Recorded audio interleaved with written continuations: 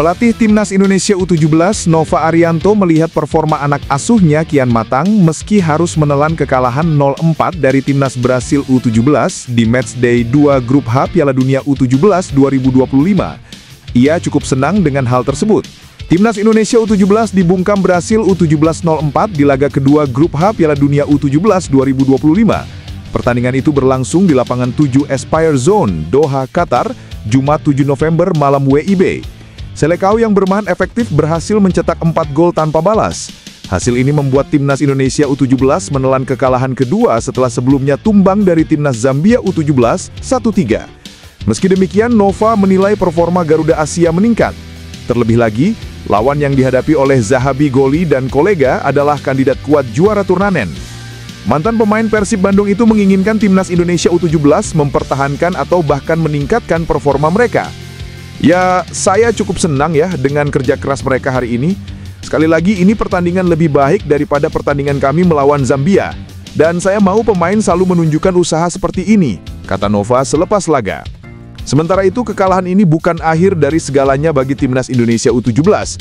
Mereka masih berpeluang untuk menjadi salah satu dari 8 tim peringkat 3 terbaik yang lolos ke babak gugur. Oleh karena itu, pertandingan terakhir melawan Timnas Honduras U17 sangat krusial. Laga tersebut akan berlangsung di lapangan 2 Aspire Zone, Senin 10 November 2025 pukul 21.45 WIB. Ketua Umum PSSI Erick Thohir mengakui bahwa kekuatan Brasil masih jauh di atas Timnas Indonesia setelah Timnas U17 kalah 0-4 dari Brasil pada pertandingan Grup H Piala Dunia U17 2025 Jumat. Kekalahan itu membuat Indonesia masih mengoleksi 0 poin dari 2 pertandingan, setelah pada laga pertama kalah 1-3 dari Zambia. Salah satu kelebihan para pemain Brasil dibanding Indonesia menurut Erick adalah banyaknya kesempatan bermain. Meski belum berhasil mendulang poin dari 2 laga yang dimainkan Indonesia di Piala Dunia U17 2025, Erick mengaku tetap bangga kepada pelatih Nova Arianto, segenap pemain serta para pendukung timnas di Qatar. Ya, memang Brasil di atas kita jauh, dan kemarin kita ada kesempatan sama Zambia. Kita kecolongan 3 gol dalam 7 menit.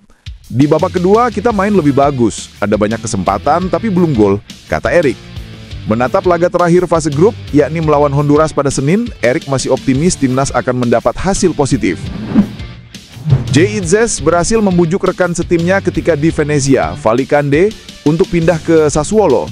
Venezia melepas 2 pemain sekaligus ke Sassuolo pada bursa transfer musim panas 2025.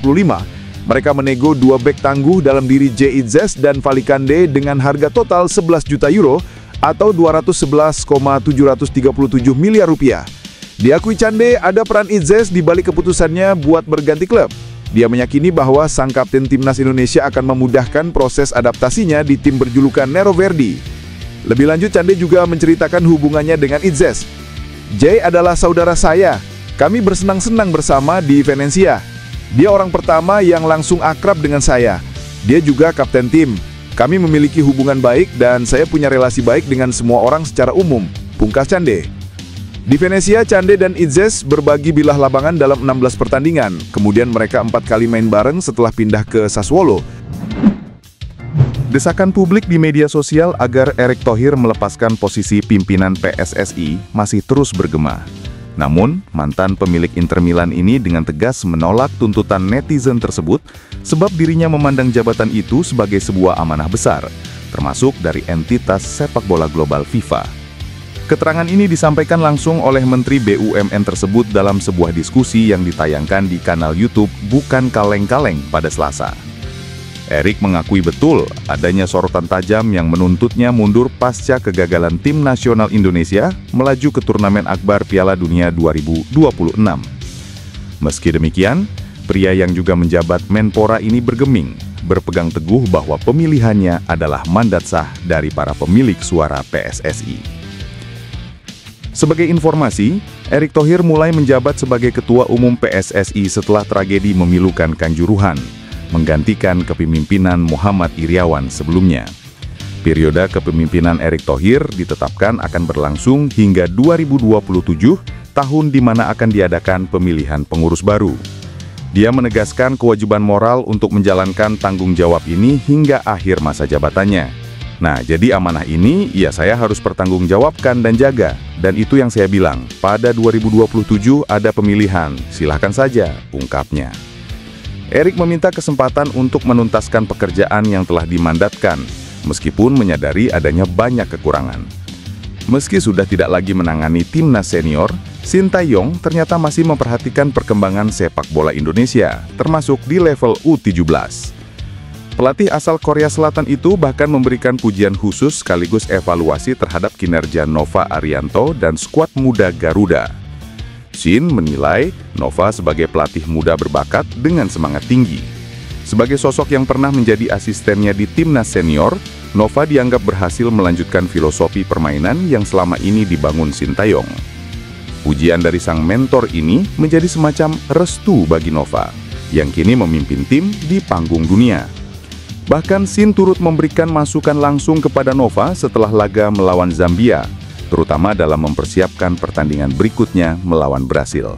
Keterlibatan Shin ini menjadi sinyal positif bagi keberlanjutan program pembinaan timnas. Filosofi yang dulu diterapkannya di level senior, kini benar-benar diadaptasi di level junior. Keharmonisan antara Shin Tae-yong dan Nova Arianto menunjukkan bagaimana ekosistem sepak bola yang sehat seharusnya bekerja. Ada kesinambungan, ada transfer ilmu, dan ada rasa saling menghormati antar generasi pelatih. Sebuah sinyal optimisme bahwa masa depan sepak bola Indonesia berada di jalur yang benar.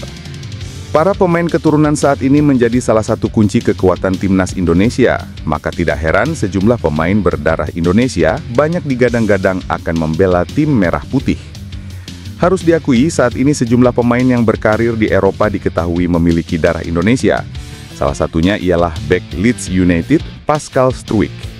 Pascal Struijk beberapa waktu lalu sempat digadang-gadang bakal membela timnas Indonesia. Namun, bek bertinggi badan 190 cm itu tegas menolak dan lebih memilih untuk mendapat panggilan dari Belgia.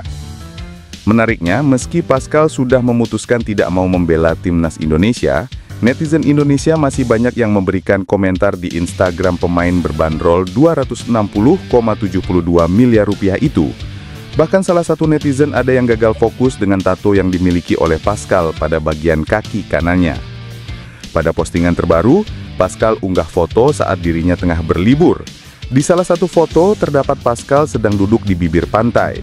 Di foto itu terlihat ada tato Garuda di bagian tulang kering kaki kanan Pascal. Selain memiliki darah Belgia dan Belanda, Pascal Struijk ternyata juga memiliki darah keturunan Indonesia. Keturunan itu datang dari garis kakek dan nenek dari ayahnya, sebab mereka kedua lahir di Indonesia. Oleh karena itu, Struijk sebetulnya bisa bermain untuk timnas Indonesia di pertandingan internasional. PSSI resmi mengumumkan timnas Indonesia U22 akan menghadapi timnas Mali U22 dalam laga uji coba internasional. Kedua negara akan bertanding 2 kali dalam rangka persiapan Garuda Muda menghadapi SEA Games 2025. Timnas Indonesia dipastikan tidak turun dalam FIFA Matchday November 2025. Agenda itu diperuntukkan bagi Timnas Indonesia U22 yang tengah bersiap menghadapi SEA Games 2025 di Thailand pada 9-20 Desember.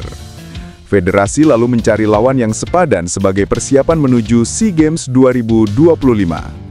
Mali akhirnya dipilih untuk menguji pasukan Indra Syafri sebanyak 2 kali di Stadion Pakansari, Bogor, pada 15 dan 18 November 2025.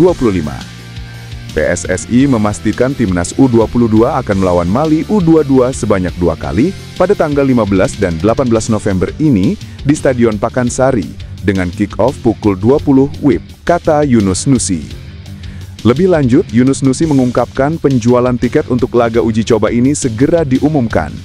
Ia berharap 2 pertandingan tersebut akan mematangkan persiapan Arhan Fikri dan kawan-kawan. Semoga 2 uji coba internasional ini membuat timnas U22 semakin matang dan solid jelang bertanding di SEA Games 2025, tandasnya. Bek tangguh Indonesia Elkan Bagot tengah menarik perhatian dari markasnya di Inggris dengan prestasi membanggakan.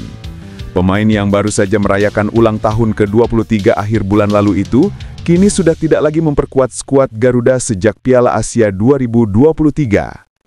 Tercatat ajang di Januari 2024 tersebut menjadi penampilan terakhir Bagot bersama timnas Indonesia.